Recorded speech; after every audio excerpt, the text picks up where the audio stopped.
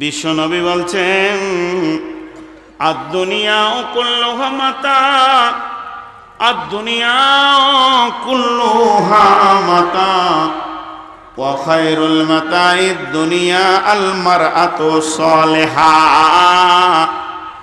পৃথিবীর যত সম্পদ আছে সব মালগুলি সম্পদগুলি, কিন্তু এর থেকে দামি সম্পদ হলো তোমার বিবি। সম্রাট সমসুখী সেই ভিখারে থাকে যদি তার ঘরে আল্লাহওয়ালি নারী। পৃথিবীর বুকে সম্রাটের থেকে সে সুখী যদি তার ঘরে আল্লাহওয়ালি নারী থাকে, নেককার নারী থাকে, পরিষ্কার নারী থাকে। তো আল্লাহ তাবারাক ওয়া তাআলা নবী বলছেন, ওয়াকাদ দুনিয়া কুল্লুহা মাতা, পৃথিবীর বুকে যত সম্পদ আছে সবগুলি হলো সম্পদ। ওয়া খায়রুল মাতাইদ দুনিয়া আল মারআতু সালিহা।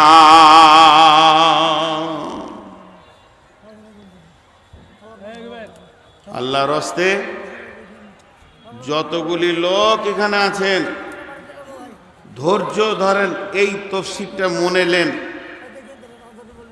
আমার ঘরে একটা গাড়ি আছে, আমার ঘরে একটা হুন্ডা আছে, আমার ঘরে একটা কম্পিউটার আছে, আমার ঘরে আমার আলমারি আছে, আমার ঘরে আমার বিবি আছে। বলেন, আলমারিটা কি কাজে লাগে? আমি সেখানে আমার মাল সম্পদ রাখি। হুন্ডাটা কি কাজে লাগে? আমি ওটাকে নিয়ে এলাকায় হাটে বাজারে ঘুরি। চার চাকাটা কি কাজে লাগে? মাইক্রোটা, সেটা নিয়ে আমি প্রোগ্রামে বেরিয়ে যাই। কম্পিউটার কি কাজে লাগে? আমি ওটাতে কোরআন ও হাদিসগুলোকে ডাউনলোড করি। এখন যদি আপনি বলেন, বিশ্বনবী বলেছেন এই মালগুলি তোমার মাল, ওই মালের থেকে দামি মাল মানে দামি সম্পদ তোমার বিবি। ওয়া খায়রুল মাতাইদ দুনিয়া আল মারআতু সালিহা, তাহলে বিবিটা তোমার কোন কাজে লাগে?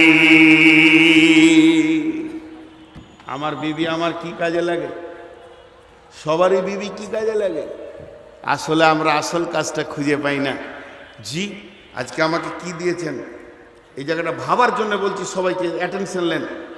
প্রধান বক্তার চেয়ার, আন্তর্জাতিক খ্যাতি সম্পন্ন মুফাসসির, পরেশগার মানুষ, দিনদার মানুষ, লোক খালি বলছেন হুজুর চা খেয়ে যান, আসসালামু আলাইকুম। ওয়ালাইকুম সালাম। এতগুলি লোক হৃদয়ের স্পন্দন দিয়ে আমাকে ভালোবাসছে, কেননা লোকটা ভালো। ভিতরে অতগুলি মহিলা রয়েছে যেগুলো আমার মেয়ের বয়সে, আমার মায়ের বয়সে, বোনের বয়সে, তারা আমার হৃদয় দিয়ে আমাকে ভালোবাসছে। মারা ভাবছে আমাদের পেটের ফসল, মেয়েগুলো ভাবছে আমাদের আব্বার মতো, বোনেরা ভাবছে আমার ভাইয়ের মতো। এত সুন্দর বিদেশি মানুষটা, সবাই আমাকে ভালোবেসে নিয়েছে। যদি বাই চান্স শুনতে পায় নূর মোহাম্মদ নিজের বিবি বাদ দিয়ে ওপর একটার মেয়ের কাপড় ধরে টেনেছিল, এই ইজ্জতটা থাকবে কি? জোরে বলেন, জোরে বলেন, থাকবে কি? বিশাল ইজ্জত সেকেন্ডের মধ্যে ধ্বংস হয়ে যাবে। তাহলে একটা মেয়ের কাপড় ধরে টানা, তাকে কোলে নেওয়া, তাকে আপন করতে যাওয়া, ওই চাহিদাটা আমার ভিতরে আছে না নাই? আমার ভিতরে আছে।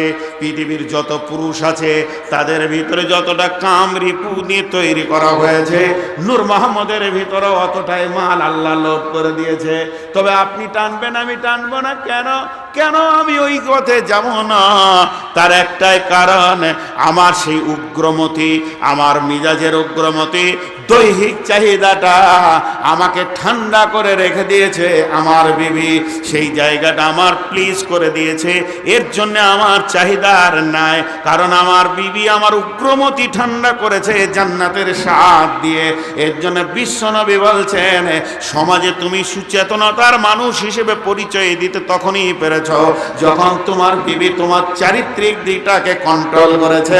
যদি তোমার বিবি তোমার কাছে না থাকতো, ওভার হয়ে গেলে তোমার চারিত্রিক তুমি কন্ট্রোল না করতে পেরে অন্য কারো কাপড় ধরে টেনে ফেলতে ফেলতে। এত বড় দামি কাজ তোমার বিবি করেছে। শুধু তাই নয়, আজকের তাফসীরের দিনে এমন সন্তান আছে, একটা 100 টাকা একটা 500 টাকা নিয়েছে, বলবে হুজুর এটা আমার আব্বার জন্য দান করলাম, মায়ের জন্য করলাম। তাহলে সে আব্বার জন্য করলো কেন? তাহলে আমার জন্য আমার সন্তান দান করবে যেদিন আমি কবরে নীরব নগরে শুয়ে যাব। আর আমার আমল করার ক্ষমতা হবে না, আমার এলাকায় মসজিদ মাদ্রাসাতে আমার সন্তান দান করবে। বিশ্ব নবী বলছেন মানুষ মরে গেলে তার আমলের লাইন কাটা যায়, কিন্তু 3টে আমল থাকে, তার মধ্যে একটা হলো নেককার সন্তান দোয়া করবে, দান করবে বাপের জন্য, সেটা কবরে অধর্ষ পৌঁছাতে থাকে। তাহলে ওই সন্তানটা আমি কোথায় পাবো? সেই সন্তানটা আমাকে কে দেবে? আম গাছ দেবে না, কাঁঠাল গাছ দেবে না, জমিতে চাষ করলে পাবো না, ভুঁয়ে চাষ করলে পাবো না, নদীতে ছাঁকলেও পাবো না, আর আপনার পেয়ারা গাছ থেকেও আমার সন্তান হবে না। এই সন্তানটা আমার কোলে আমার বিবি আমাকে তুলে দিয়েছে, আমার রক্তের মাল আমাকে আমার ভিটাতে দিয়েছে। এই দামি কাজটা কে করেছে? না আমার বিবি। এর জন্য বিশ্ব নবী বলছেন পৃথিবীর বুকে যত সম্পদ আছে সবগুলোকে একদিকে রেখে দাও, আর তার থেকে দামি সম্পদ হলো ওয়া খায়রুল মাতাই দুনিয়াল মারআতু সালেহা। তোমার নেককার বিবির মতো দামি সম্পদ আর পৃথিবীতে কিছু নাই। একদিকে তোমার চরিত্র সিকিউরিটি হবে, একদিকে তোমার উগ্রমতি ঠান্ডা করবে, একদিকে তোমার চারিত্রিক বিকাশকে সুন্দর করে ট্রান্সফার দেবে, আর একদিকে তোমার রক্তের সন্তান তোমার কোলে তুলে দেবে। অতএব এর মতো দামি পৃথিবীতে আর কোনো সম্পদ নাই। জি, আপনাদের বুঝতে অসুবিধা হয়নি তো? তাহলে এর থেকে দামি সম্পদ আবার কে আছে? একটা মা একটা সন্তানকে কত দুধ খাওয়ায়? আমার সন্তানকে আমার বিবি ক কেজি দুধ খাইয়েছে? 2.5 বছরে 2-3 কেজি না? জি, 8.5 কুইন্টল। 2.5 বছরে বিজ্ঞানীরা বলছে 2.5 বছরে 8.5 কুইন্টল দুধ খাওয়ায় একটা মা তার সন্তানকে। আর ওই বিবিকে ধরে মারে। সে আমার সন্তানকে দুধ খাওয়াচ্ছে, 2.5 বছর সুইপারের কাজ করছে, পেচ্ছাপ পায়খানা সাফ করছে। হ্যাঁ, খালি মা একটুকু বলে দিল, আর ই ভাবছে আমি বড় আল্লাহর ওলি, মায়ের মুখ পানে তাকিয়ে বিবিকে বেধড়ক পিটিয়ে দিল। ও কোনো হিসাবই রাখলো না, ফুল রিচার্জ করে ছেড়ে দিল। পরের মেয়ে মার খায়।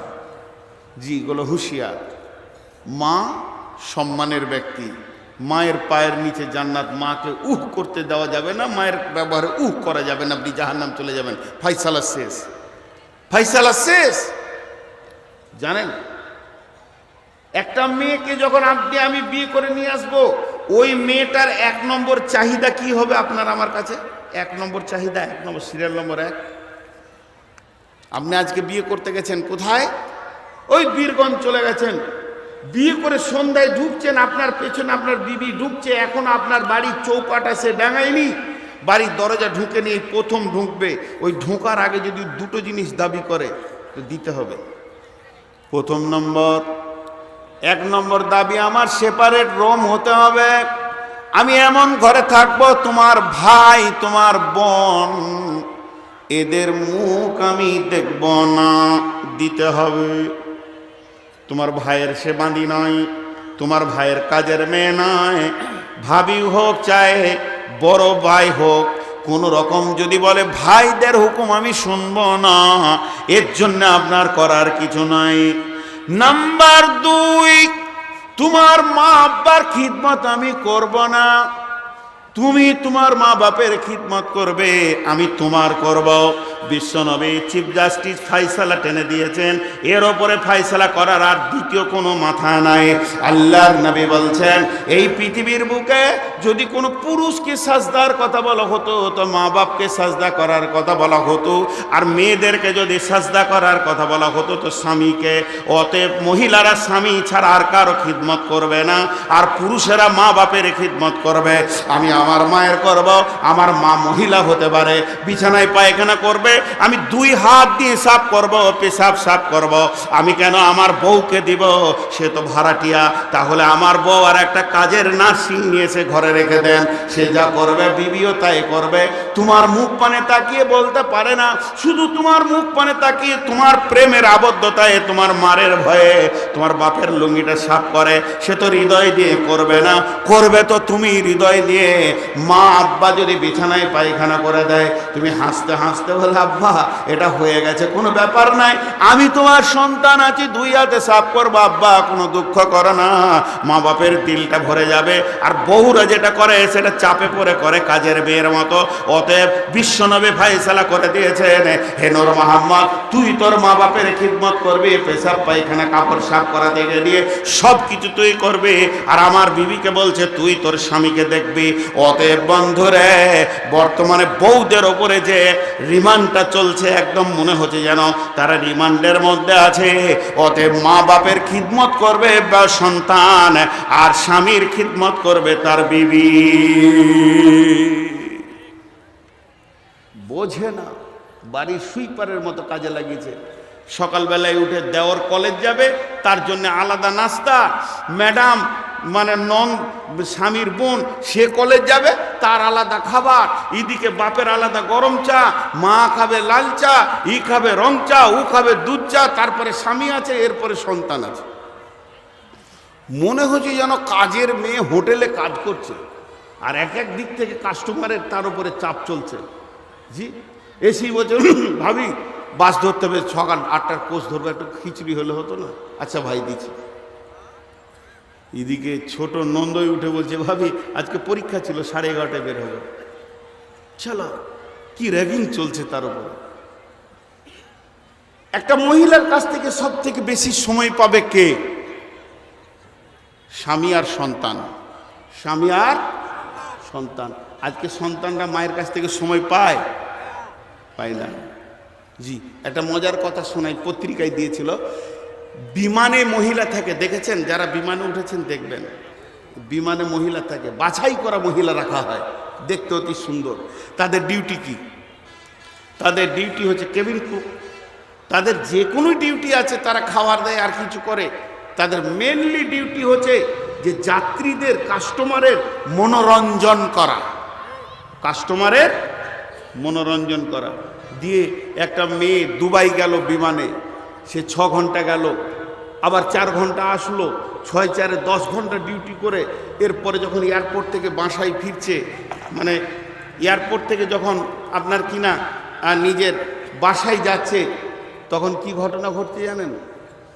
সারাদিন এই যে আমি বকছি, বকতে বকতে বকতে বকতে ক্লান্ত হব কি হব না? আরে বলেন হব কি হব না? আর যেই নামবো স্টেজ থেকে, আসসালামু আলাইকুম হুজুর, কবে এসেছেন, কোন দিক থেকে এসেছেন, কীভাবে এলেন, কোথায় যাবেন, আজ কোথায় ছিল, কাল কোথায় যাবেন, পরশু কোথায় যাবেন, ছেলে কেমন আছে, মেয়ে কেমন আছে, বলতে ভালো লাগবে? বলেন আমি ক্লান্ত হয়েছি, বলতে ভালো লাগবে? তো একটা বিমানের মেয়ে 10-15 ঘন্টা ডিউটি করার পর যখন সে বাড়ি ফিরে, বিছানায় লম্বা হয়ে পড়ে যায়। যে স্বামী বলে একটু বলো, দুটো গল্প করে। যার কাছে ডিউটি করার কথা তার কাছেই সময় দিতে পারছে না, কারণ সে ক্লান্ত হয়ে গেছে। এই জন্য বিমানের মেয়েরা যতই দেখতে সুন্দর হোক, স্বামীকে মনোরঞ্জন দিতে পারে না। এটা কেন বললাম? একটা মা, ছোট্ট একটা, তার 6 বছরের শিশু, 8 বছরের শিশু, 7 বছরের শিশু, কেবলমাত্র 2য় ক্লাসে পড়ছে, 2তে পড়ছে, 1তে পড়ছে, কিংবা এবার স্কুলে যাবে। এই শিশুটা মায়ের কাছে অনেক বেশি সময়ের অধিকার রাখে। মা তাকে কোলে নেবে, আদর করবে, তার নাকগুলো কানগুলো সুন্দর করে সাফ করবে, বসে বসে বসে বসে তার নখগুলো সাফ করবে। আর মা ছোট ছোট ছোট ছোট ছোট ছোট করে তাকে হাদিস শোনাবে, রসুলের কথা শোনাবে, আল্লাহর কথা শোনাবে। এইভাবে মা তাকে দীর্ঘ সময় দেবে। আর মহিলা 2য় সময় দেবে, স্বামীকে মনোরঞ্জন করবে, হাসবে, গাইবে, নাচবে, তাকে আনন্দ দেবে। এই 2 জায়গা হচ্ছে মহিলার ডিউটি। কিন্তু ভোরবেলায় উঠে শ্বশুরের রান্না, শাশুড়ির আলাদা আলাদা, ননদের আলাদা, দেওরের আলাদা, ভাসুরের আলাদা। এই করতে করতে সারা দিন যেন সে আদালতে বাস করছে, চারিদিক থেকে যেন চামড়ার ঘরে বাস করছে, কুকুরে টানাটানি করছে। এই করতে করতে করতে করতে শিশুটা, যার হক ছিল মা তাকে বসিয়ে বসিয়ে খাওয়াবে, ওই শিশুটা বলছে মা ভাত দাও, আর মা একটা থালাতে ভাত আর ওটা ডাল সবজি দিয়ে এমনি করে ছুঁড়ে দিয়ে বলছে খেয়ে লেগা, আমার আর তোকে সময় নাই, তোর চাচা ডাকছে, তো ওখানে গরম পানি লাগবে, তোর দাদাকে খাবার দিতে হবে। শিশু আর পেল না। অতএব একটা মাকে বিশ্বের সব থেকে বড় ভার্সিটি বলা হয়েছে। কেন? রবীন্দ্রনাথ বলেছে পৃথিবীর মধ্যে যতগুলি তুমি ভার্সিটি দেখছো সমস্ত ভার্সিটিগুলি ছোট, আপনাদের এই ডিগ্রি কলেজটা ছোট, এর থেকে বড় ভার্সিটি যদি দেখতে চাও, মায়ের ওই মাত্র 1.5 ফুটের কোলটা হলো বড় ভার্সিটি, এর থেকে বড় ভার্সিটি নাই। একটা মা একটা ছেলেকে খাওয়াতে যাবে তো রসুলের সঙ্গে 50 বার তার পরিচয় ঘটে যাবে। প্রথমে চোখে পানি নেবে, বলবে আব্বু হাত দুটা ধো, আম্মু হাত দুটা ধো, ছেলে হাত পাতবে, তখন মা বলবে আব্বা বিশ্ব নবী মুহাম্মদুর রাসূলুল্লাহ সাল্লাল্লাহু আলাইহি সাল্লাম বলেছেন হাত ধুয়ে খাবার খেতে হয়, নচেত পেটে নোংরা চলে যাবে, 2 হাতটা ধো। ছেলেটা একটা হাদিস শুনলো, এরপরে বলবে বাবা বসো, 3 তরিকায় 1 তরিকায় বসতে হয়, আল্লাহর নবী বলেছেন এইভাবে খেতে হবে পৃথিবীতে গোলামের মতো। সেই ছেলেটা ভিতরে 2 নম্বর হাদিসটা ঢুকলো। এরপরে বলবে বাবা খাবারের এক ধার থেকে খেতে হয়, মধ্যখানে বরকত নাজিল হয়। এরপরে 3 নম্বর 4 নম্বরে বলবে আঙুল চেটে চেটে খেতে হয়, 5 নম্বরে বলবে বিসমিল্লাহ বলে শুরু করো, আর 6 নম্বরে বলবে আলহামদুলিল্লাহ বলে শেষ করো, খাবারের অবশিষ্ট রেখো না। 7 নম্বরে বলবে, 8 নম্বরে বলবে দস্তরখানা বিছাও, 9 নম্বরে বলবে ডান হাতে পানি পান করো, 10 নম্বরে বলবে 3 শ্বাসে পাস করো। এরপরে বলবে আব্বু হাত দুটা পরিষ্কার করে ধুয়ে নাও। 11 নম্বরে বলবে বাব্বু খাওয়ার পরে বিশ্বনবী দোয়া পড়েছেন, দোয়াটা সুন্দর করে পড়ে নাও। একটা মা একটা শিশুকে খেতে দিতে গেলে, তার খাওয়া কমপ্লিট করতে গেলে কম করে 40 মিনিট থেকে 1 ঘন্টা লাগবে, তবেই শিশুটা তার মায়ের কাছ থেকে অধিকার পেল, নচেত অধিকার পেল না। থালাটা সবজিটা ছুড়ে দিয়ে বলছে খেয়ে নিগা, সেও তো একদম গরু ছাগলও যেমন খায়, শিশুটা খেয়ে নিল। এই ছেলেটা পৃথিবীতে কোনোদিন আদর্শ ছেলে হতে পারে না। আজকে সমাজে আদর্শ ছেলের অভাবে কারণে যে ফ্যাক্টরি থেকে আদর্শ ছেলে হবে, এই ফ্যাক্টরিগুলোর উপরে সংসারের ভিতরে অত্যাচার চলছে। আমার কথা এবং যুক্তির মধ্যে কোনো খারাপই মনে হচ্ছে আপনাদের ওপরে? আর স্বামীরা ভালো স্ত্রী পেয়েছে না কেন? ওর স্ত্রীর যে ডিউটিটা চুষে সংসারে শেষ করে নিচ্ছে। আমাদের হচ্ছে কি, ভাইয়ে ভাইয়ে বিয়ে করে যদি পৃথক হয় তো লোক বলবে খারাপ, একসাথে থাকাটাই ভালো। আর দিন ইসলাম বলছে বিয়ে করার আগে পৃথকটা হওয়া, বিয়ে করতে যায় তুই হাঁড়ি পতিলা আগে কিনে রাখ, জুদা হয়ে যা, তারপরে বিয়ে করতে যা। বিয়ে করেছে তোর বউ প্রথমেই ভাগ চাপাবে। জি, তাহলে স্বামী পাবে, সন্তানও পাবে, শ্বশুরও পাবে, শাশুড়িও পাবে। আমরা হাদিস কোরআনের বাইরে চলি, তাহলে পৃথিবীর সব থেকে শ্রেষ্ঠ সম্পদ হলো বিবি, কিন্তু আমরা বিবিকে হেয় প্রতিপন্ন জায়গায় রেখেছি। আমরা বিবিকে হেয় প্রতিপন্ন জায়গায় রেখেছি। চলেন নাম্বার 2 আয়াত, বিসমিল্লাহির রহমানির রহিম, হুন্না লিবাসুল লাকুম ওয়া আনতুম লিবাসুল লাহুন্না। আরেকবার বলছি, আল্লাহু আকবার বলারই আয়াত। যদি কারো দিলে এটা ঢুকে তো আল্লাহু আকবার বলবে, নাহলে সুবহানাল্লাহ বলবে। এটা যে কত তথ্য কথা আছে। বিসমিল্লাহির রহমানির রহিম, হুন্না লিবাসুল লাকুম ওয়া আনতুম লিবাসুল লাহুন্না। আল্লাহ কত গভীর কথা বললেন, সুবহানাল্লাহ। এতক্ষণে যাকে এনেছে তো যাই হোক, প্রেমের ছন্দ। পৃথিবীতে কবি, সাহিত্যিক, দার্শনিক যত এসেছে কত ছন্দ ব্যবহার করেছে, করেনি? ছন্দ স্বামী স্ত্রীর ভিতরে ছন্দ ব্যবহার করেছে না করে নাই? প্রেমিক প্রেমিকা, ভালোবাসা, তারপরে কত রকম আশিক মাসুক, বলমি বালমা, এগুলো হলো প্রেমের ছন্দ।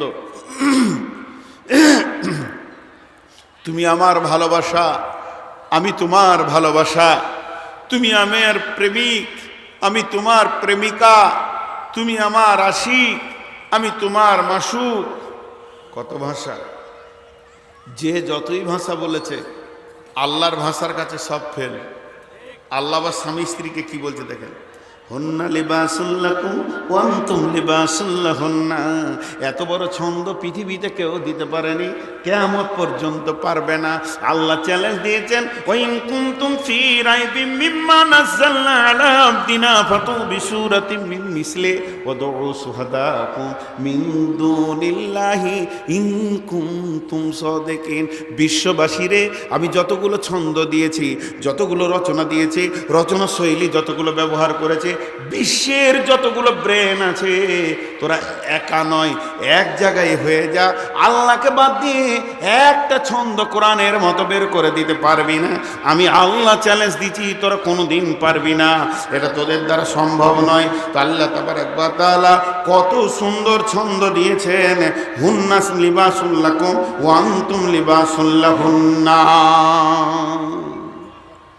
কি সুন্দর ছন্দ। मेहंदी से लिखे गोरी हाथों पे मेरी, तू मेरी बलमा का नाम। देखो मैं बलमा को हाथों पे मेरी, दिन दोपहर हर सुबह शाम, तू मेरी बलमा का नाम। কি সুন্দর ছন্দ। জি কি गोरी है कलैया, गोरी है कलैया, गोरी है कलैया, दिला दे मुझे हर हर चुरिया, गोरी है कलैया, अपना बना ले मुझे बालमा, गोरी है कलैया। এগুলো প্রেমের ছন্দ গো। আপনি ভাবিয়েন না যে কোনো গজল বা কিরাত করছি, এগুলো হিন্দি গান। এর মানে বলে দেখেন। জি প্রথম যেটা বললাম মেহেন্দি, মেয়েরা মেহেন্দি নেয় না হাতে, হ্যাঁ, তো ওই বলছে মেহেন্দি সে লিখে গোরি হাথোं पे मेरी, तू मेरी बलमा का नाम। হে আমার বান্ধবী, আমার যে ছেলেটাকে আমি ভালোবাসি, আমার প্রেমিকের নামটা আমার হাতে লিখে দাও, মেহেদি দিয়ে লিখে দাও। যদি তুমি আমার প্রেমিকের নামটা আমার হাতে লিখে দাও, তাহলে সকাল সন্ধ্যা আমি আমার প্রেমিককে দেখতে পাবো। দেখু मैं बलमा को हाथों पे मेरी, दिन दोपहर हर सुबह शाम, तू मेरी बलमा का नाम। আর দ্বিতীয় গানটা কি বলছে, गोरी है कलैया, এটাকে কালাই বলে, হিন্দিতে কালাই, गोरी है कलैया, गोरी है कलैया। এইভাবে ছেলেটার কাছে গিয়ে বলছে, আমার হাত দুটি বড় অতি সুন্দর, একদম সাদা চকচক করছে, দিলা দে মুঝে হর হর চুড়িয়া, তুই আমাকে দুই হাতে চুড়ি পরিয়ে দে, আপনা বানালে মুঝে বালমা, তোকে আমি ভালোবাসি, চুড়ি পরিয়ে দে, তুই আমাকে আপন করলে, তোর কাছে চিরদিন থাকবো। অতএব বন্ধুরে, এগুলো হলো প্রেমের ছন্দ। কত কবি, কত সাহিত্যিক, কত বিজ্ঞানী, কত আপনার কিনা দার্শনিক সুন্দর করে করে করে করে করে করে ছন্দ দিয়েছে, কিন্তু আমার আল্লাহ কোরআনে ছন্দ দিয়েছে স্বামী স্ত্রীর ভিতরে কেমন, হুন্না লিবাসুল লাকুম ওয়া আনতুম লিবাসুল লাহুন্না। এর ওপরে কোনো ছন্দ হতে পারে না। এটা চারখানা তফসির, এক দুই করে গুনিয়ে দেবো সিরিয়াল দিয়ে। হুন্না লিবাসুল লাকুম ওয়া আনতুম লিবাসুল লাহুন্না। লিবাস মানে কি? পোশাক, পোশাক, পোশাক। লিবাস মানে পোশাক। আল্লাহ তাবারক ওয়া তাআলা বলছে, হে পুরুষের দল তোমরা মেয়েদের পোশাক, হে মেয়েদের দল তোমরা পুরুষের পোশাক। জি মেয়েরা কি পরে? মেয়েরা তাদের গায়ে টাচ করে রেখে গায়ের সঙ্গে লাগিয়ে কি পরে? সালোয়ার পরে, কামিজ পরে, শাড়ি পরে, ব্লাউজ পরে, সায়া পরে। তারা কি পরে? চাদর নেই, বোরখা নেই, তো সালোয়ার কামিজ, চুড়িদার, নাইটি বলেন, আর সায়া ব্লাউজ বলেন, শাড়ি বলেন, এগুলো আমরা পুরুষের দল। আর পুরুষ কি পরে? জামা পরে, জুব্বা পরে, গেঞ্জি পরে, ফুল প্যান্ট পরে, আপনার কিনা লুঙ্গি পরে, পাঞ্জাবি পরে, এগুলো মহিলারা। আল্লাহ বলছে তোমরা ওদের লেবাস, ও পুরুষের দল। হুন্না লিবাসুন লাকুম ওয়া আনতুম লিবাসুন লাহুন্না। মেয়েরা হলো তোমাদের পোশাক আর তোমরা হলে মেয়েদের পোশাক। এই পোশাক কেন আল্লাহ বললেন? আমাকে কেন আমার বিবির পোশাক বললেন? আর আমার বিবি যে গায়ে যেটা আছে সেটা আমি, আর আমার গায়ে যেটা রয়েছে সেটা আমার বিবি। এবার 1 2 করে 4টা গুনিয়ে দিব। যে চলে যাবে সে পাবে না, আসল রসটাই পাবে না। নাম্বার এক, মানুষ কি করে পোশাককে? মানুষ পোশাককে যত্ন করে, ময়লা সাফ করে, আয়রন করে, গোছিয়ে রেখে দেয়, ছুঁড়ে ফেলে না। ছুঁড়ে ফেলে এমনি করে? ময়লা হয়ে গেছে, ময়লাকে সাফ করবে। নোংরা হয়ে গেছে, দাগ তুলবে, আবার আয়রন মারবে, আলনাতে গোছিয়ে রাখবে। ছুঁড়ে ফেলে কি ফেলে বলেন? আরে এতগুলো লোক হ্যাঁ না বলেন? ফেলে না। আল্লাহ তাবারাক ওয়া তাআলা বলছেন ওরে পুরুষের দল, তোমার বিবি তোমার পোশাক। আপনি এখনই ডাইনিং টেবিলে খেতে বসেছেন, আর এখানে একটা ভাত পড়ে গেছে, সামান্য হলুদ হয়ে গেছে, তো এমনি করে উঠে বলবেন ভাই একটু সাবান দেন। কোনো পৃথিবীর লোক মেনে নিতে পারে না তার কাপড়টা ময়লা হয়ে যাক, নোংরা হয়ে যাক, আর ওই অবস্থায় সে সুস্থ মিজাজে সেটাকে গ্রহণ করে নেয় না। অতএব বন্ধু, আল্লাহ রাব্বুল আলামিন বলছেন হে নারীর দল তোমার স্বামী তোমার পোশাক, হে পুরুষের দল তোমার স্ত্রী তোমার পোশাক। তাহলে পোশাককে কি করো? সাফ করো। যখন স্বামী গোসল করবে, বিবি রে তোমাকে দূরে থাকলে হবে না, তুমি গোসলখানায় যাও, তোমার স্বামীর পিঠে সাবান দিয়ে দাও, এগুলোতে ময়লা আছে উঠিয়ে দাও, চুলে একটু সাবান দিয়ে দাও, আর কাঁধটাকে সুন্দর করে গোছিয়ে দাও। বিশ্বনবী যখন মসজিদে যেতেন উজু করে, আম্মা জানা এসে বোতাম লাগিয়ে দিতেন, শুধু তাই নয় আতর মাখিয়ে দিতেন। তুমি তোমার স্বামীকে সাজাও। হে স্বামীর দল, তোমার বিবি বাথরুমের ভিতরে ঢুকেছেন গোসল করার জন্য, তুমি কেন বাইরে রয়েছো? যাও, চলে যাও তোমার বিবির কাছে। তোমার সাথে তো তার কোনো লজ্জা নেই, তার গায়ে মাথায় একটু সাবান মাখিয়ে দাও, পিঠগুলো একটু সাবান দিয়ে তার ময়লাকে তুলে দাও, তারপরে তাকে সুন্দর করে সাজিয়ে দাও। সে যখন কসমেটিক চাইবে সেগুলো তুমি দিয়ে দাও, তার সঙ্গে তুমি তাকে সুন্দর করে সাজাও। সে তোমাকে সাজাবে, তাকে তুমি সাজাবে। হুন্না লিবাসুল লাকুম ওয়া আনতুম লিবাসুল লাহুন্না। নাম্বার 1। নাম্বার 2, পোশাক কি করে? পোশাক মানুষের সৌন্দর্যকে বাড়ায়। আমি যে পোশাক পরে আছি আমার সৌন্দর্য বেড়েছে, সমস্ত পোশাকগুলো খুলে দিলে মানুষের সামনে থাকতে পারবো না। যদিও আমি পুরুষের ভিতরে আছি, আমার মেয়ে আমার বিবি যদি মহিলার ভিতরে রাখা হয়, সমস্ত পোশাককে খুলে দেওয়া হয়, তাহলে সে মেয়েদের ভিতরেও থাকতে পারবে না। তার মানে তাকে পোশাক দিতে হবে, তবেই সে সমাজের সামনে দাঁড়াতে পারবে। তাহলে আমার বিবি আমাকে সমাজের সামনে সুন্দর করে সাজিয়েছে, আমার বিবি আমার ইজ্জতকে ঢেকে রেখে দিয়েছে, আমার বিবি আমাকে সুন্দর করে সমাজের সামনে সাজিয়ে দিয়েছে, আমি আমার বিবিকে সুন্দর করে সাজিয়ে দিয়েছি। অতএব পোশাক এমন জিনিস মানুষের সৌন্দর্য বাড়ে। আমার বিবি আমার সঙ্গে যখন থাকবে, কোনো মহফিলে যাব, কোনো জায়গায় যাব, বিয়েতে যাব, অনুষ্ঠানে যাব, বিবিকে যদি সঙ্গে করে নিয়ে যায় তাহলে সেখানে আমার ইজ্জত বাড়বে। আমার বিবি যদি তার বাপ ভাইয়ের বাড়ি যায়, আমি যদি তার সঙ্গে যাই, তার সৌন্দর্য বাড়বে। এর জন্য আল্লাহ বলছেন হে স্বামীর দল, তুমি তোমার বিবির সঙ্গে তার মা বাপের বাড়িতে গিয়ে তার সৌন্দর্য বাড়াও। হে স্ত্রীর দল, তোমরা তোমার স্বামী যেখানেই বেড়াতে যাবে তোমাকে ডাকবে, তুমি সঙ্গে গিয়ে তার সৌন্দর্য তুমি বাড়াবে। যেহেতু হুন্না লিবাসুন লাকুম ওয়া আনতুম লিবাসুন লাহুন্না।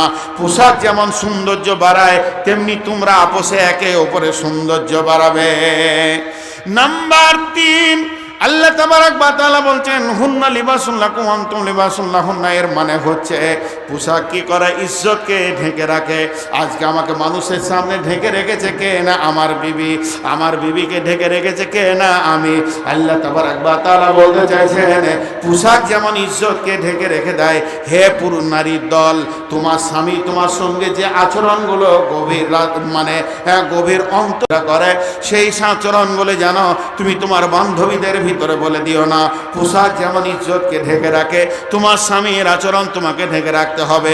হে পুরুষের দল, তোমার বিবি তোমার কাছে কেমন করে ঢলে এসে পরে এসে তোমার কাছ থেকে কেমন করে আনন্দ নিতে চায়, এ কথাটা তুমি জানো। এটা জানো তুমি তোমার বন্ধুদের ভিতরে বলে দিও না, কারণ তুমি তার পোশাক হয়ে যাও। তার আচরণগুলোকে তুমি ঢেকে রাখো, তোমার আচরণ সে ঢেকে রাখবে। যদি তোমার স্বামী চলতে ফিরতে উঠতে বসতে ছোটখাটো কোনো ভুল বা অন্যায় করে ফেলে, এটা তুমি বাপ ভাইদেরকে বলে দিয়ে সংসারে অশান্তি করো না। আর তোমার বিবিও যদি ছোটখাটো ভুল বলে দেয়, সেটাকে তুমি তোমার মা বাপকে বলে দিয়ে যেন দাম্পত্য জীবনে অশান্তি করিও না। হুন্না লিবাসুন লাকুম ওয়া আনতুম লিবাসুন লাহুন্না। তুমি তার পোশাক হয়ে যাও, সে তার পোশাক হয়ে যাবে। এক নম্বর হলো পোশাক ইজ্জতকে রাখে, দুই নম্বর হলো মানুষ পোশাকের যত্ন করে, তিন নম্বর হলো পোশাক সৌন্দর্য বাড়ায়। মানুষ কিছু কিছু জিনিস ভুলে যায় না? ঘর থেকে এসেছি, মোবাইলটা আনতে ভুলে গেছি, চশমাটা আনতে ভুলে গেছি, কলমটা আনতে ভুলে গেছি, চার্জারটা ভুলে গেছি। এরকম ভুল হয় কি হয় না? কিন্তু এমন লোক দেখেছেন কাপড় না পরে ভুল করে মার্কেটে হাঁটছে, দেখেছেন যে লুঙ্গি টুঙ্গি পরেনি, যা ভুলে গেছি, হাটে সবজি কিনতে চলে গেছে, একদম পুরুনাঙ্গা। দেখেছেন? পোশাক এমন একটা জিনিস কোনোদিন মানুষ তাকে ভুল করে না। পোশাক এমন একটা জিনিস নিজের চামড়ার সঙ্গে সবসময় টাচ করে।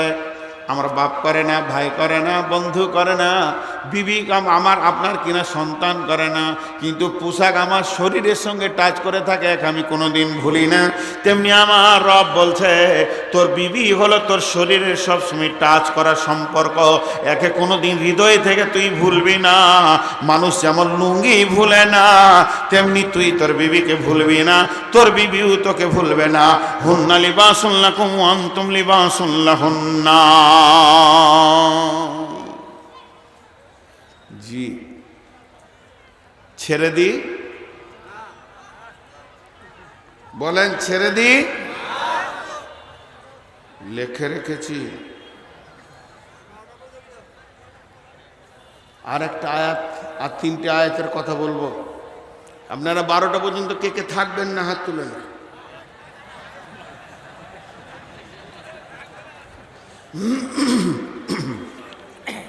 জি,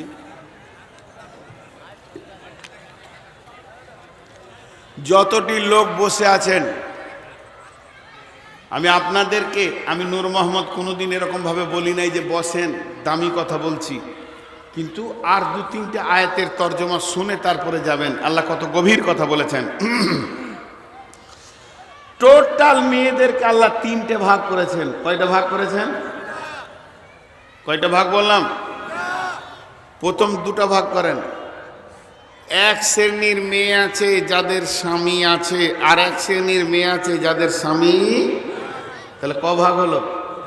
2 ভাগ। এবার যাদের স্বামী আছে তাদের 2 ভাগ। কারো স্বামী খুব ভালো আর কারো স্বামী খুব খারাপ, তাহলে টোটাল ক ভাগ হলো? 3। একজনের স্বামী নাই, একজনের স্বামী আছে তো খুব পরিষ্কার দিনদার, আর একজনের স্বামী আছে কিন্তু খুব খারাপ। মাশাআল্লাহ। এটা উত্তর দিব আগামী মাসে, ফেব্রুয়ারি মাসে 6 তারিখে ইন্ডিয়াতে, বিহারে চলে যাবে। সবাই জানে যে নূর মোহাম্মদ প্রশ্নের উত্তর দেয় না, তারপরে প্রশ্ন করে। দেখেন এই ভাগগুলো আল্লাহ কেমন করেছেন। আপনাদেরকে বিষয়টা খারাপ লাগছে নাকি? বিসমিল্লাহির রহমানির রহিম। দারাবাল্লাহু মাসালাল লিল্লাযীনা কাফারু ইমরাআতা নূহিন ইমরাআতা লূতিন কানাত তাহতা আবদাইনি মিন ইবাদিনা সালিহাইনি ফাখানাতাহুমা ফালাম ইগনি আনহুমা মিনাল্লাহি শাইয়্যা ওয়া কিলা দুখুলান নার মা'আদ দাখিলিন। যাদের স্বামী ভালো, যাদের স্বামী পরেশগার, যাদের স্বামী দিনদার, তাহাজ্জুদের নামাজ পড়ে, 5 ওয়াক্ত নামাজ পড়ে, কোনো নামাজ যারা ছাড়ে না, সমস্ত রোজা পালন করে, ওই মেয়েটি যদি মনে মনে করে এত দামি স্বামী পেয়েছি, আমার নসিব কত ভালো, আমি জীবনে আমল না করলেও জান্নাতে চলে যাব, স্বামীর সঙ্গে আমি জান্নাতি হয়ে যাব। আল্লাহ বলছে হবে না, হবে না, হবে না রে, হবে না, তোকে নিজের আমল নিজেই তৈরি করতে হবে। এই রকম কোনো সিস্টেম আমার কাছে নাই। তাহলে শুনেলে পৃথিবীর ভিতরে যতগুলি নবী এসেছিলেন, 2 নবীর বিবি জাহান্নামে থাকবে। তারা নবীর বিবি ছোটখাটো ছেলের বিবি নয়। আল্লাহ কি কথা শব্দ ব্যবহার করছেন, তাহাত আবদাইনি মিন ইবাদিনা, তাহাত আবদাইনি মিন ইবাদিনা। ওই 2 বিবির স্ত্রীদেরকে আল্লাহ বলছেন হতভাগী রে, কলঙ্কিনী রে, ওরে বদনসিব মেয়ে রে, তোদেরকে এমন স্বামী দিয়েছিলাম, পৃথিবীর সেরা চরিত্রবান সন্তান দিয়েছিলাম, নবীদের মতো চরিত্রবান আর কে হয়? তোকে কত আমি ক্ষমতা দিয়েছি, নবীর বিছানায় তুই উঠবে, নবীর বিছানায় তুই শুবে, নবীর বালিশে তুই মাথা দিবি, নবীর লেপের ভিতরে তোর জীবন কাটবে। এত দামি যুবকের কাছে তোকে আমি করে দিলাম, তারপরেও তোরা নবীকে মানতে পারলি না। গোপনে গোপনে তোদের তাগুত শক্তির সঙ্গে আর তোদের গোপন আতাআত ছিল, তাদের সঙ্গে তোদের লেনদেন ছিল। তারা এত বেঈমান ছিল, আল্লাহর ফেরেশতাকে পর্যন্ত হ্যারেস করার জন্য লাওয়াতাতের লোকদেরকে ডাকতে গেছিল। তাদের সমকামিতা ছিল রোগ, সেই জামায় সমকামিতা চলতো, পুরুষে পুরুষে, নারীতে নারীতে, এই সমকামী কওমে লাওয়াতাত। তারা এমন মেয়েগুলো জমে গেছিল, বেঈমানদের সঙ্গে তারা হাত মিলিয়েছিল, এমনকি আল্লাহর ফেরেশতাদেরকে অপমান করার চেষ্টা করেছিল।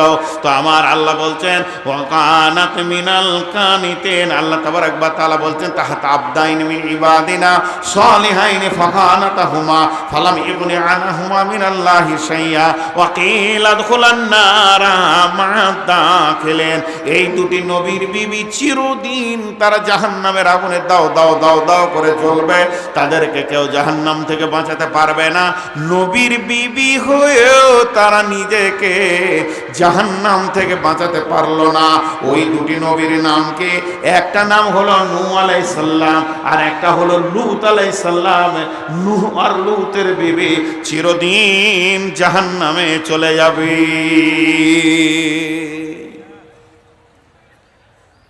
বিশ্বনবীর কাছে আয়াত নাজিল হলো কুল মা কুনতু বিদাম মিনার রাসূল। আয়াতটা যখনই নাজিল হয়ে গেল, বিশ্বনবী সঙ্গে সঙ্গে আম্মাজান ফাতেমাকে ডাকলেন, মা ফাতেমা রে, শোনে মা আমার, ওরে ভাই হোসেন, ওরে ভাই হাসান, ও আলী, আমার কাছে আল্লাহ তাবারাক ওয়া তাআলা তা জিবরাইল মারফতে কোরআন নাজিল করেছে। কি বলেছে? কুল মা কুনতু বিদাম মিনার রাসূল। এটা কম থ্রেড নয়, আল্লাহর তরফ থেকে রসুলকে একটু উচিত থ্রেড দিচ্ছেন আল্লাহ। আল্লাহ বলছেন হে নবী, তুমি কোনো নতুন নবী নও, তুমি অনেক পুরাতন নবী, তোমার আগে অনেক নবী চলে গেছে।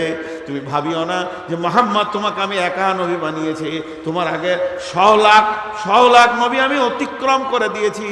অতএব কোনো নবীকে নিয়ে কোনো কনসিডার চলবে না। আল্লাহ এটা বলতে চাইলেন কঠিন কিয়ামতের দিনে নবীর বেটি ফাতেমা বলে কোনো ফায়সালা হবে না রে, তুমি কোনো নতুন নবী নও। বিশ্ব নবীর সঙ্গে সঙ্গে আম্মাজান ফাতেমাকে ডাকলেন, আলীকে ডাকলেন। বিশ্বনবী একদিন ফজরের নামাজ পড়তে গেছেন মসজিদে ফজরের নামাজ পড়ার পর তিনি আর বাড়িতে এলেন না, সোজা চলে গেলেন বেটির বাড়িতে। শীতের সময় ফজরের নামাজ পড়লেন বিশ্বনবী, নামাজ পড়ে কোথায় গেলেন? বেটির বাড়ি। নিজের বাড়ি যাওয়া বাদ দিয়ে বেটির বাড়ি। আর বেটির বাড়িতে গিয়ে কি দেখতে পেয়েছেন? যে একটা বড় কম্বল ঢাকা নিয়ে নিয়েছে। কজন? 4 জন। দুটো বড় বড় মাথা, কম্বলের ভিতর থেকে এরকম মাথাটা বোঝা যেছে এরকম। তো দুটো বড় মাথা আর দুটো ছোট ছোট মাথা লাফিয়ে বেড়াচ্ছে। নবীজি দাঁড়িয়ে দাঁড়িয়ে দেখছেন। নবীজি আইডিয়া করছেন, এটা আমার মেয়ে ফাতেমা, এটা আমার জামাই আলী। আর দুটি ছোট ছোট মাথা যেন চঞ্চল ত্রিং ত্রিং করে খালি লাফাচ্ছে, এই দুটিকে হোসেন হাসান। তারা ভিতরে চিল্লাইছে। শীতের সময় ফজরের পর একটা কম্বলে চারটা প্রাণী, ছোট ছোট মাথাগুলো বলছে এটা কার হাত? হোসেন বলছে এটা আব্বার হাত। হাসান বলছে না, এটা মায়ের হাত। বলে দেখি কে হারলো, কে জিতলো, কার হাত কার হাত। আপসের মধ্যে আনন্দ করছে, মা বাপের হাতগুলোকে ধরে তারা আনন্দ করছে।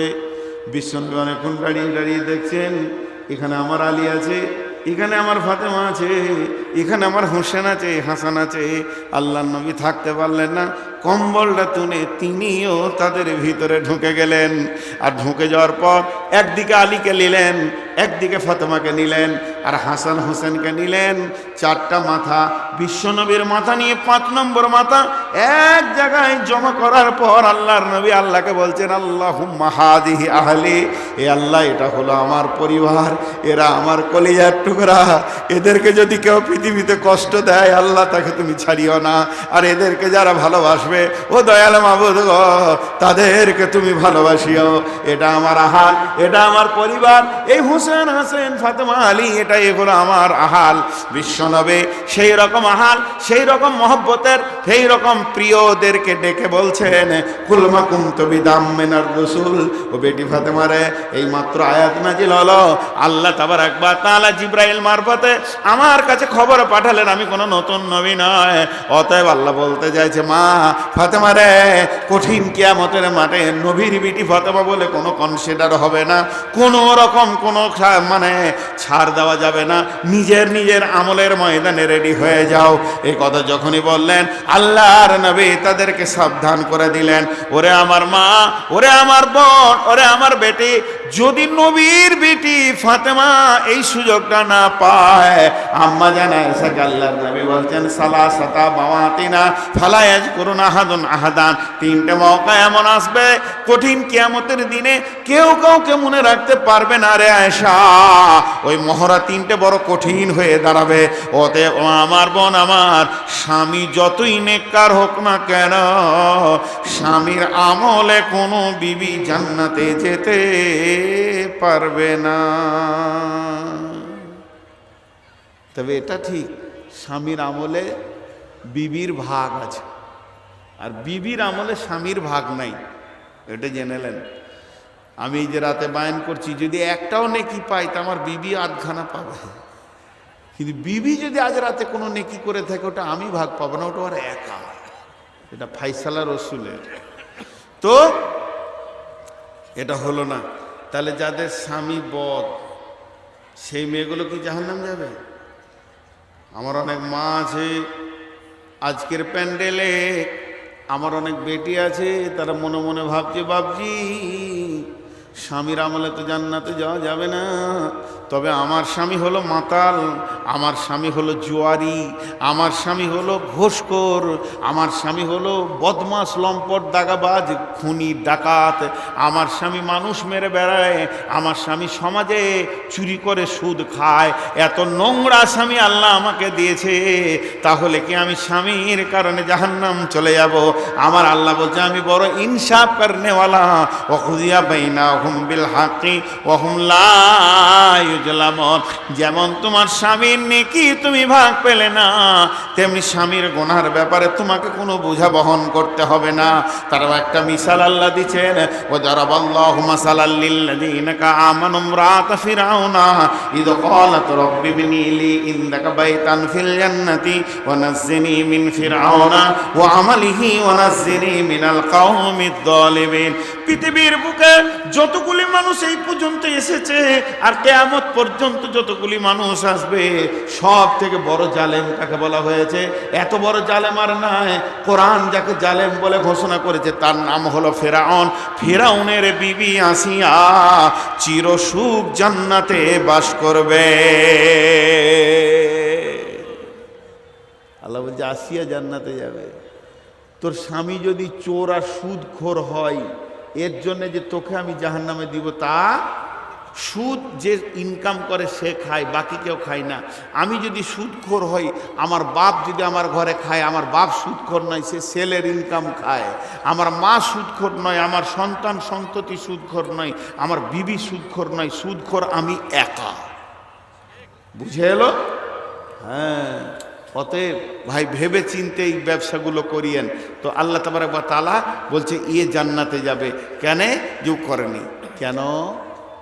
আসিয়ার ওপরে অত্যাচার চলছে, আসিয়াকে অত্যাচার চলছে, আসিয়ার ওপরে অত্যাচার চলতে চলতে চলতে চলতে মানসিক চলতে চলতে শারীরিক নির্যাতন শুরু হলো। ফেরাউনের দাবি, তোকে আমাকে আল্লাহ বলতে হবে। আসিয়ার দাবি, আপনাকে আমি স্বামী বলে মেনে নিব, স্বামী হিসেবে যা করার আছে সব করব, কিন্তু আমি কোনোদিন আল্লাহ বলতে পারবো না। আল্লাহ বলে পারে না, পারে না, বুঝিয়ে বুঝিয়ে পারে না। শেষকালে শারীরিক অত্যাচার শুরু হলো। শেষকালে এবার মেরে দেবে, জানে আসিয়াকে আর রাখবে না। তখন কিরকম অত্যাচার শুরু হলো? তখন কোনো মুফাসসিরের মত যে ফেরাউন তার শ্বশুর শাশুড়ি শালা শালিদেরকে ডেকে পাঠালে, দে বলছে তোদের বেটিকে বুঝা, আমাকে আল্লাহ বলবে কিনা। কারণ এরা মেনে নিয়েছে, শ্বশুর শাশুড়ি মেনে নিয়েছে। তখন শাশুড়ি শ্বশুর বলছে, বেটি কি ঝামেলায় যাবি, আল্লাহ বলেলে সুখে থাকবি। মা বাপকে উত্তর দিল, পৃথিবী সব ছেড়ে দিব, আল্লাহকে পারবো না, ওকে আমি আল্লাহ বলতে পারবো না। মা বাপ বুঝিয়ে যখন পারলো না, ফেরাউনকে বললো, বাবা জামাই তোমাকে আমরা রব বলে মেনেছি, মানছে না, তোমার যা মন যাবে করো ওকে, আর আমরা ঘরে উঠতে দিব না। শ্বশুর কুলের দরজা, বাপের কুলের দরজা বন্ধ হয়ে গেল। ফেরাউন বলছে, বেঈমান, তোর বাপের কুলের দরজা বন্ধ, এই বলে কি তুই আমার খাবি, আমার ঘরে থাকবি, আর আমার বিরুদ্ধে কথা বলবি? সারা সারা সারা দেশ আমাকে আল্লাহ বলে মানবে, তুই মানবি না, তাহলে আমার ঘরের দরজা তোর বন্ধ। একদিকে বাপের কুল গেল, একদিকে শ্বশুরের কুল চলে যাচ্ছে। যখন দুই কুল চলে গেল, স্বামীর কুল বাপের কুল দুই কুল গেল, আসিয়াকে নিয়ে গিয়ে শুইয়ে দেওয়া হয়েছে। কোথায় শোয়ানো হয়েছে? কোনো নরম বিছানায় নয়, কোনো মাটিতে নয়, আসিয়াকে শোয়ানো হয়েছে কোনো আপনার কিনা ঘাসের ওপরে নয়, আসিয়াকে শোয়ানো হয়েছে কাঁচের ওপরে, কাঁচকে ভেঙে দিয়ে। আর একটা তফসির বলছে তক্তা পাটার ওপরে তার কাটাকে দিয়ে উল্টিয়ে দিয়ে শুইয়ে দেওয়া হয়েছে, আর তার চার হাত পায়ে খোঁটা দিয়ে বেঁধে দেওয়া হয়েছে। বড় একটা পাথরকে বুকের ওপরে সৈন্যরা ধরে আছে। আর ফেরাউন বলছে, তোকে এটা লাস্ট চান্স দিচ্ছি, আল্লাহ বলে মানবি কিনা বল, আল্লাহ বলে মানবি কিনা বল। একবার দুইবার তিনবার, লাস্ট চান্স যখন বলেছেন, হযরত আসিয়া মুখ খুলে দিয়েছেন, রব্বি বিনিলি ইনদাকা বাইতান ফিল জান্নাতি ওয়া নাজ্জিনি মিন ফিরআউনা ওয়া আমালিহি ওয়া নাজ্জিনি মিনাল কওমিজ যালিমিন। রব্বি বিনিলি ইনদাকা বাইতান ফিল জান্নাহ, হে আমার রব, তোমার জান্নাতের ভিতরে আমার ঘরটা রাখিও, তোমার জান্নাতে আমার ঘর রাখিও। আমার দুই কুলের ঘর আগে চলে গেছে, স্বামীর কন্যায় বাপের কন্যায়, তোমার ঘর জান্নাতের কাছে, আমার ঘরটা রাখিও। এই আল্লাহ তুমি আমাকে নাজাত দাও এই বদ চরিত্র স্বামী থেকে, তার আচরণ থেকে, এবং আমাকে নাজাত দাও এই রকম একটা দুষ্ট দ্রুহ দুশ্চিন্তার একটা নোংরা ফ্যামিলি থেকে। এমন সময় ফেরাউন পাথরটা ছেড়ে দিল। আল্লাহ তাবারক ওয়া তাআলা, আল্লাহ তার কুদরতে সমস্ত আসমানকে কাঁচের মতো বানিয়ে দিয়ে আল্লাহ জান্নাতের দরজা খুলে দেখিয়ে দিল, আসিয়া রে, তোর পৃথিবীর সব কুল বন্ধ হয়ে গেছে, তবে তোর রবের দরজা খোলা আছে। ফেরাউনের বিবি আসিয়া জান্নাতে চলে গেল। তাহলে বিয়ে হওয়া মেয়েগুলোর সমস্যা মিটলো। তাহলে যাদের বিয়ে হয়নি, যাদের বিয়ে হয়নি এরা কি করবে? জি, এদের তো কোনো বাটখারাও নাই, ওজন করারও কেউ নাই, যা মন যাবে তাই করবে, খালি মার্কেটে ঘুরে বেড়াবে আর কসমেটিক্স কিনবে, বাস, আর কিছুই নাই। বাংলাদেশের মহিলা যে এত হোটেল প্রিয়, ওরে সুবহানাল্লাহ, ভাগ্য জানে আল্লাহ বাংলাদেশে বিয়ে আমার দেয় নাই, হোটেলেই পড়ে থাকে, খালি খেয়েই যেছে, খেয়েই যেছে, লজ্জাও নাই, শরমও নাই। জি, আল্লাহ এদের জন্য বলছেন যাদের স্বামী নাই, স্বামীহীন মহিলা, ও আমার বিটির দল, কান করে শোনে মা, আমার আল্লাহ কি বলছেন। তোদের জন্য আমি একটা বাটখারা রেখেছি, সেটাকে ও মারিয়াম আবনাতা ইমরানা আল্লাতি আহসানাত ফারজাহা ফানাফাখনা ফীহি মির রূহিনা ওয়া সাদ্দাকাত বিকালিমাতি রাব্বিহা ওয়া কুতুবিহি ওয়া কানাত মিনাল কানিতিন। ও মহিলার দল, তোদের জন্য একটা চিরকুমারীকে রেখে দিয়েছে, আজও পর্যন্ত তার গায়ে কোনো পুরুষ টাচ করেনি, তার নাম হচ্ছে মারিয়াম। এত সুন্দর মেয়ে, এত দামি মেয়ে, ওই মেয়েটি কত দামি, তাকে পৃথিবীর কোনো পুরুষ টাচ করলো না। মারিয়াম আবনাতা ইমরানা, ইমরানের মেয়ে মারিয়াম, সেই মেয়েটা কত দামি। আল্লাতি আহসানাত ফারজাহা, ফারজাহা, ফারজাহা, ফারজাহা, এই কথাটা কেন বারবার বলছি? আপনারা আপনাদের ইমামকে জিজ্ঞেস করে নেবেন ফারজাহা মানে কে। ফারজাহা হলো মেয়েদের যৌনাঙ্গকে ফারজাহা বলা হয়েছে। এটা কত দামি, কোরআনের মতো জায়গাতে মেয়েদের যৌনাঙ্গের কথা তোলা হয়েছে। আল্লাহ তাবারক ওয়া তাআলা পুরুষের একবার তুলেছেন, মেয়েদের কয়েকটা আয়াত নাজিল করেছেন। এখানে তো একবার বলেছে আল্লাতি আহসানাত ফারজাহা। আবার আল্লাহ সূরা নূরের ভিতরে বলছেন সারা পৃথিবীর যত মুমিনা মেয়ে আছে যারা কালেমা পড়েছে তাদের যৌনাঙ্গকে তুলে বলেছে কুল্লিল মুমিনাতি ইয়াগযুজনা মিন আবসারিহিন্না ওয়া ইয়াহফাজনা ফুরুজাহুন্না ওয়া লা ইউবদিনা যিনাতাহুন্না। ফুরুজ মানে কি একবার জিজ্ঞেস করে নেবেন আলেমদেরকে, বা মোবাইলে সার্চিং করে নেবেন। এটা মহিলা যৌনাঙ্গকে বলা হয়েছে। আল্লাহ তাবারক ওয়া তাআলা আম্মা জান আয়েশাকে পবিত্র ঘোষণা করতে গিয়ে সূরা নূরের 11টা আয়াতকে পর নাজিল করেছেন। তাহলে মেয়েদেরকে কত গুরুত্ব দিয়েছেন আমার মাবুদ, তাদের পর্দাকে, তাদের যৌনাঙ্গ কত গুরুত্ব দিয়েছেন। যে আমার আল্লাহ বলছে দেখ মারিয়ামের দিকে তাকিয়ে দেখ, এই যুবতীটা, এই সুন্দরীটা, সে তার জীবনের সব শোকে সামালে তার নিজের ইজ্জতের হেফাজত করেছে। আর ইজ্জতের হেফাজত করার কারণে আমি আল্লাহর কাছে কত গ্রহণযোগ্য হয়ে গেছে, কত ভালোবাসার হয়ে গেছে। আমি আল্লাহ তাবারক ওয়া তাআলা ওই রকম মেয়ের ভিতর থেকে একটা সন্তান নিলাম, পুরুষ টাচ করলো না, সন্তান হলো। এটা আমি আল্লাহর কারিশমা, বিশ্বকে আমি দেখালাম। ওয়া কানাত মিনাল কানিতিন, তাদের মা বেটাকে কিতাবে দিলাম এবং বিশ্বের বুকে তাদেরকে সম্মান দিয়ে সম্মানিত ভূষিত করলাম। মারিয়ামের বিয়ে হয়নি, সন্তান হয়েছে, তাতে তার ইজ্জত বেড়েছে না কমেছে? বেড়েছে। আল্লাহ বলছে আমি সম্মান দিলাম। আমাদের ঘরের অবস্থা এমন, আমরা যে ঘর বাসাগুলোতে বাস করি 4টা-5টা রুম নিয়ে, কোনো রুমে জিবরাইল যাবে না। যাবে? ছবি আছে, নেতার ছবি, নায়কের ছবি, নায়িকার ছবি, প্লেয়ারের ছবি, বিয়ে করেছে 40 বছর, ফরজ গোসল জানে না, ঘরকে একবারে ভিজে করে রেখে দিয়েছে। জিবরাইল যাবে? সাহস নাই যে কেউ বলবে যে আমার ঘরে জিবরাইল ঢুকবে। কিন্তু মারিয়াম, ও মা মারিয়াম, আমার এখানে ঘরে কটা রুম আছে? বেডরুম আছে 2টি, ডাইনিং আছে 1টি, আর আপনার কিনা রেস্টরুম আছে, আর কিছু আছে, ডাইনিং রুম আছে, ড্রয়িং আছে, আর কি আছে? 20খানা রুম আছে। টয়লেট তো দূরের কথা। ও মারিয়াম রে, তুমি কত বড় আল্লাহওয়ালে, আল্লাহর রহমতের ফেরেশতা জিবরাইল তোমার মা বাথরুমে দাঁড়িয়ে আছে। বেডরুমে লয়, বাথরুমে। মেয়েটা কত দামি, জিবরাইলের মতো ফেরেশতা বাথরুমে দাঁড়িয়ে আছে। বাথরুমে শরীরে কাপড় পূর্ণ থাকে, বাথরুমে শরীরে কাপড় পূর্ণ থাকে। জিবরাইল একটা যুবকের রূপ ধরে দাঁড়িয়ে আছেন। এমন সময় জিবরাইলকে দেখে নিয়েছেন মারিয়াম শরীরে কাপড় পূর্ণাঙ্গ নাই। সঙ্গে সঙ্গে মারিয়াম কাপড়গুলো গায়ে নিয়ে বলছে আমি তোমার থেকে পানা চাইছি, তুমি আমার কাছে আসিও না। এমন সময় জিবরাইল আমিন বলতেন ও মারিয়াম, আমি মানুষ নয়, মানুষের রূপ ধারণ করেছি, আমি ফেরেশতা। আমার মধ্যে কোনো সেক্স নাই, সেকশনও নাই, না পুরুষ না নারী, সেকশনও নাই, সেক্সও নাই।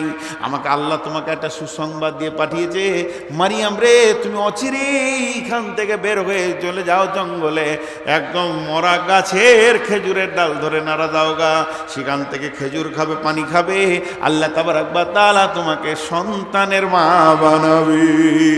মারিয়াম বলল, আমি লজ্জা রাখি কোথা, আমার তো স্বামী নাই, আমার পেটে সন্তান। ফুঁক মেরে দিলেন জিবরাইল, 1 মাসের, 2 মাসের, 3 মাসের, 4 মাসের, 5 মাসের নয়, একবারে ফুঁক দেওয়ার সঙ্গে সঙ্গে 9 মাসের ডেলিভারি হলো। জিবরাইল আমিন বললেন, আল্লাহ তোমাকে হুকুম করেছে তুমি বস্তি ছেড়ে দিয়ে জঙ্গলে গিয়ে সেখানে খেজুর গাছের ডাল ধরে নাড়াও, আল্লাহ অসময়ে তোমাকে খাবার দেবে, যেটা ফলের সিজন নয় সেই ফল তোমাকে খাওয়াবে।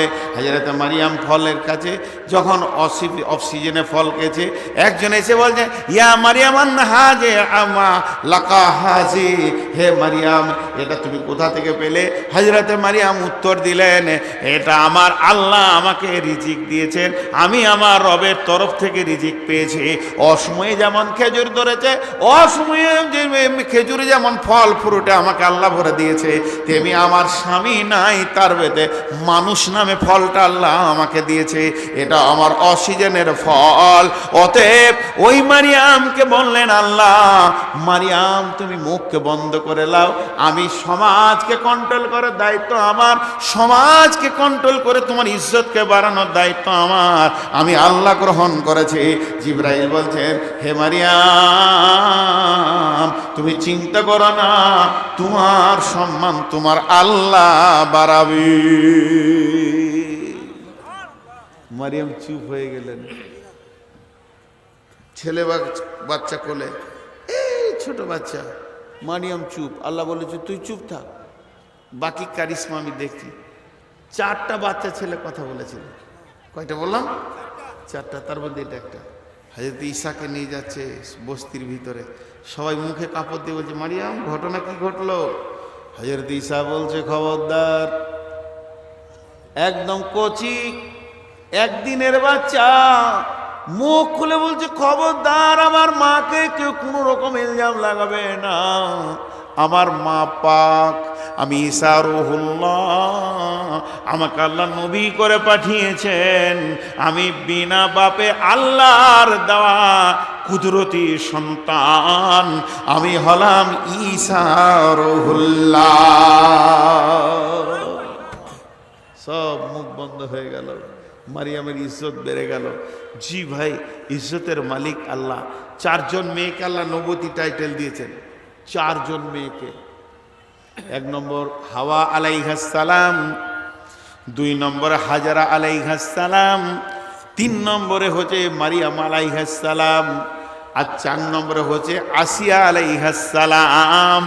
তাদের কারিশমা কি ছিল, তাদের ডিগ্রি কি ছিল, কোয়ালিফাইড কি ছিল, যে আমার আল্লাহ তাদেরকে নবুয়তি টাইটেল দিয়ে সম্মানে ভূষিত করেছেন। এখন 2টি ঘটনা শোনাবো, নারী আর পুরুষ দুইজন কিভাবে ইসলামকে বাঁচাবে। 2টি ঘটনা শোনাবো, বেশি সময় নিব না, একজনও উঠবেন না, সকলে বলেন ইনশাআল্লাহ। সবাই বলেননি, ওই পেছন থেকে শব্দ শুনতে চাইছি, জোরে বলেন ইনশাআল্লাহ। ঘটনা 2টি কি? ইসলাম পৃথিবীতে এসেছে মা, আপনাদেরকে ইসলামকে বাঁচাতে হবে। পুরুষ ইসলামকে বাঁচাবে, যার যা ডিউটি সে তাই করবে। যেমন একটা ঘটনা, সাহাবীটার নাম আমর বিন জমুহ। আমর বিন জমুহ 1 পায়ের ল্যাংড়া ছিল। ও ল্যাংড়া মানুষ যেমন হাঁটে ওরকম হাঁটতো।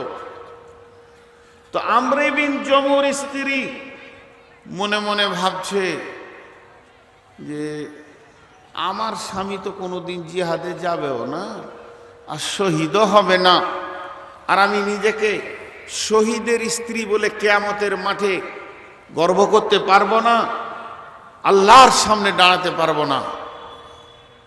আবার মনটা বলছে না, পায়ে ন্যাংরা হলে কি হবে, মুখের জোর খুব, দেখি পারি কিনা ওকে প্রেরণা, একটু প্রেরণা দিয়ে আগাতে পারি কিনা দেখি। জি, উনি কোথাও কাজে ছিলেন, বাড়ি ঢুকছে ন্যাংরা মানুষ, বিবি একটু বলে দিলেন, তোমার যত মুখের জোর আমার সঙ্গে, আমি মহিলা মানুষ, যত গায়ের ক্ষমতা আমাকেই দেখাও, আর যত রাগ আর হুঙ্কার বাঘের মতো আমার ওপরই, আর জিহাদের নাম শুনলে তুমি লুকাও। লেন মজা, ওর গা গরম হয়ে গেল। কি বললে? আমি জিহাদের খবর শুনে লুকায়? সঙ্গে সঙ্গে ঘরের ভিতরে ঢুকলো। এদিকে ওহুদের যুদ্ধের ডঙ্কা বেজে উঠেছে, ঠিক সময় তার বিবি তার স্বামীকে গরম করে দিয়েছে। বাড়ির ভিতরে ঢুকে তালোয়ারটা নিল, আর তালোয়ারটা নেওয়ার পর তালোয়ারটা হাতের উপরে রাখলো, আর এইভাবে দুইবার টান মারলো। টান মারলো আর আল্লাহকে বললো, আল্লাহুম্মা লা তারাদ্দুনি ফি আহলি ওয়া মালি, হে আল্লাহ তুমি আমাকে মাল আর আহালের কাছে কোনোদিন আর ফিরিয়ে আনিও না, শহীদের লিস্টে তুমি আমার নামটা লিখে দাও। আমর বিন জামুহ উহুদের প্রান্তে গিয়ে সিংহের মতো গর্জন দিয়ে এক পায়ে নামলেন।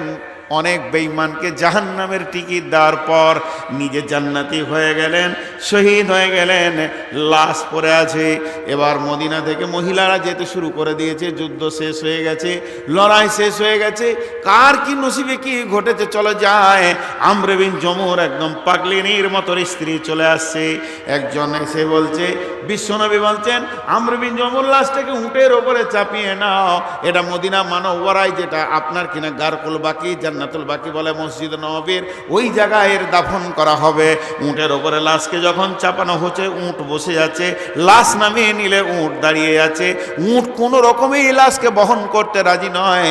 উটকে অনেক কৌশল অবলম্বন করা হলো, প্রহার করা হলো, কিন্তু উট লাশ বহন করতে রাজি নয়। বিশ্বনবী বললেন, লাশ নামিয়ে দাও, নিশ্চয়ই ওর জীবনে কোনো ওসিয়ত ছিল, ওর বিবিকে আসতে দাও। আমর বিন জামুহর বিবি যখন এসে পৌঁছালো, বিশ্বনবী বলছেন, হে আমর বিন জামুহর স্ত্রী, তুমি বলো তোমার স্বামীর কোনো ওসিয়ত ছিল কিনা।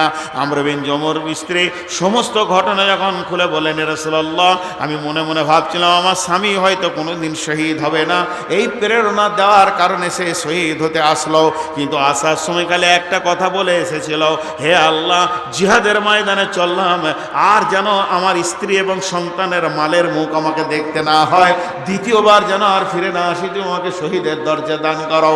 বিশ্বনবী বললেন, বাস বাস বাস বাস হয়ে গেছে, আল্লাহ তার দোয়াকে কবুল করে নিয়েছে, ওকে আর মদিনা ফেরত যেতে হবে না, এখানেই ওকে দাফন করা হবে।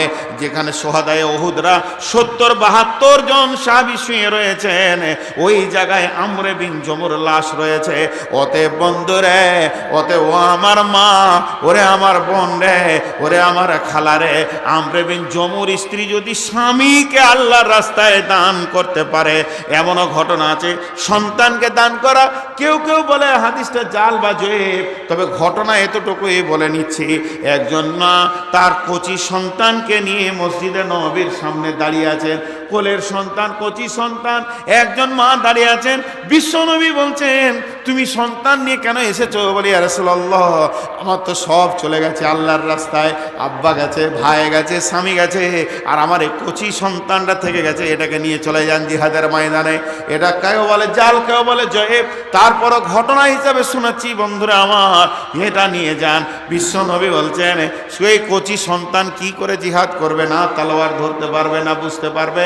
এমন সময় মহিলাটা বলছে, ইয়া রাসূলুল্লাহ এটা আপনার কোলে রাখবেন, যখন কোনো বেঈমান আপনাকে তীর মারবে তো এটাকে আপনি ঢাল হিসেবে ব্যবহার করবেন। বিশ্বনবীকে কত ভালোবাসতেন ভাইরা আমার, যদি এটাকে জাল জয়ীফ বলেই মনে করলেন, আরো অনেক ঘটনা রয়েছে, এটা জালই হোক জয়ীফ, এটাকে বাতিল করে দেন। এমন এমন ঘটনা রয়েছে বন্ধুরা আমার, যেগুলো তারা জানকে দিয়েছে, মালকে দিয়েছে, স্বামী দিয়েছে, ভাই দিয়েছে, বোন দিয়েছে, সন্তান দিয়েছে আল্লাহর দ্বীনকে বাঁচানোর জন্যে। এবার একটা মজার কথা, বাদশার নাম হচ্ছে বাদশাহ হারুন রশিদ। এবার দুনিয়াবি বলছি, কোরআন হাদিসের বাইরে, বাদশাহ হারুন রশিদ তিনি একজন বিখ্যাত বাদশাহ। তো হারুন রশিদ বাদশাহ তার বিবি জুবাইদাকে নিয়ে গেলেন হজ করতে। স্বামী স্ত্রী হজ করে এলেন। হজ করে এসে হারুন রশিদ স্ত্রীর সঙ্গে মজাক করছেন, বলছে তুমি তো এখন ধরো হাজি বিবি হয়ে গেলে, তো তুমি হজ করে এসছো, ধরো আমি তোমাকে দেখা করতেছি, তো কি গিফট দিব, কি নিবে বলো? আর হজ কেমন হলো তোমাকে, মক্কা মদিনা কেমন লাগলো? বাগদাদের বাদশাহ হারুন রশিদের স্ত্রী জুবাইদা বেগম বলছে, স্বামী আপনি আমাকে হজের ব্যাপারে জিজ্ঞেস করছেন, আমাকে আল্লাহর ঘর খুব ভালো লেগেছে, মক্কা ভালো লেগেছে, মদিনা ভালো লেগেছে, আরাফাত ভালো লেগেছে, মিনা ভালো লেগেছে, মুজদালিফা ভালো লেগেছে, আমার হজে জান ভরে গেছে, তুমি কি উপহার নেবে, কি তোমাকে গিফট করব? তখন বেগম জুবাইদা বলছে, করবেন, সত্যি করবেন? হ্যাঁ। বলে আমি যা বলবো দেবেন? হ্যাঁ দিব। মেয়ে দেখেন কেমন, স্বর্ণ নিল না, নাকের নিল না, কানের নিল না, গলার নিল না, হাতের নিল না, রাজ ভান্ডারের মাল নিল না। বেগম জুবাইদা বলছেন, স্বামী আমার, আমি যখন আরাফাতের ময়দানে গেলাম, ওখানে হাজিদের অনেক কষ্ট দেখেছি, কারণ হাজিদেরকে 12টা ঘন্টা 24 ঘন্টা আরাফাতে থাকতে হয়, আর নিজের বেডিংকে মাথায় করে নিয়ে গেল। শুধু তাই নয়, একটা মানুষকে মরুভূমির প্রান্তে 24 ঘন্টা থাকার জন্যে যা পানি লাগে মশকে করে বহন করেছে প্রত্যেক হাজি, তার গোসলের পানি, উজুর পানি, খাওয়ার পানি, এটা বড় কষ্ট আরাফাতের ময়দানে। এখানে পানির ব্যবস্থা নাই, মরুভূমির প্রান্তে জাবালে রহমতে কামতে গিয়ে, স্বামী আমার, আপনি যদি আমাকে ভালোবাসেন, আমি জুবাইদা আপনার কাছে একটা উপহার চেয়ে নিচ্ছি, এই উপহারটা দিলে আমি জুবাইদা খুশি হয়ে যাব। তাহলে কি করেন, আপনি বাগদাদ থেকে আমার নামে একটা ড্রেন তৈরি করে দেন, নহর তৈরি করে দেন, নালি তৈরি করে দেন, এখান থেকে আরাফাত পর্যন্ত যখন হজের সিজন হবে আপনি এই জায়গায় পানি ছাড়বেন, এই পানি যেন হাজিরা আরাফাতের ময়দানে পেয়ে যায়, তাদের যেন কোনো কষ্ট না হয়, এই ব্যবস্থা আপনাকে করতে হবে। বাদশাহ হারুন রশিদ বলছেন, কবুল করে নিলাম, মঞ্জুর হয়ে গেল। সেই নহরটা বানিয়েছে বাগদাদ থেকে মক্কার মাটি একদম আরাফাত পর্যন্ত। নহরটা কত লম্বা, 2500 কিলোমিটার ওখানে পানি ছাড়া হতো, আর আরাফাতের দিনে হাজিরা ব্যবহার করতেন। তাহলে দিনকে বাঁচাতে গিয়ে তাদের মেহনত দেখেন, কি স্বামীর মেহনত, কি স্ত্রীর মেহনত। যেমন একটা সন্তান জন্ম দিতে গেলে নারী পুরুষ উভয়কে দরকার, কোরআনকে বাঁচাতে গেলে নারী পুরুষ উভয়ের মিজাজ দরকার, তবে আল্লাহর দিন পৃথিবীতে টিকবে। ঠিক বলেছি না ভুল? তো এতক্ষণ আজকে দাম্পত্য সমস্যার সমাধানের কথা বললাম, শেষ কথাটা বলছি, ইসলামকে বাঁচানোর জন্যে এই নারী পুরুষ কি এগিয়ে আসতে হবে, হবে কি হবে না? নয় গো পাগল নয়, আল্লাহ প্রেমের দিওয়ানা, তাকে তোমরা চিনো না, মেরো না গো মেরো না, আমার নবীজিকে মেরো না, পাথর ছুঁড়ে মেরো না, শুনো বন্ধু শুনো না গো, আমার কথা শুনো না, সে যে মোর প্রিয় নবী, আল্লাহর প্রেমের দিওয়ানা। নবীজি মোর বনে বনে চরাইতেন ছাগল, লোকে তাহার বলিত হয় নিহাতে একটি পাগল। পাগল নয় গো পাগল নয়, আল্লাহর প্রেমের দিওয়ানা, তাকে তোমরা মেরো না গো, নবীজিকে মেরো না। ওহ কি মুমিন ভাই হইলা রে, তোর বিদায় বেলার পালা, ডাকছে রে তোর খেওয়ার মাঝি, ও মোর মাঝি আমার নবী কামলিওয়ালা রে। চাপিস যদি নবীর নায়ে, পার হবি তুই খুশি হয়ে, ডুববে না রে তোর ভেলা। ও কি মমিন ভাই হইল রে তোর বিদায় বেলার পালা। ভোকা के তুই খানা দে রে, পিয়াসা के পানি, এসব তুই বদলা পাবি রে যেদিন ভাঙবে ভবের মেলা। ওহ কি মমিন ভাই হইলা রে তোর বিদায় বেলার পালা। ক্যামেরা গেল সরার।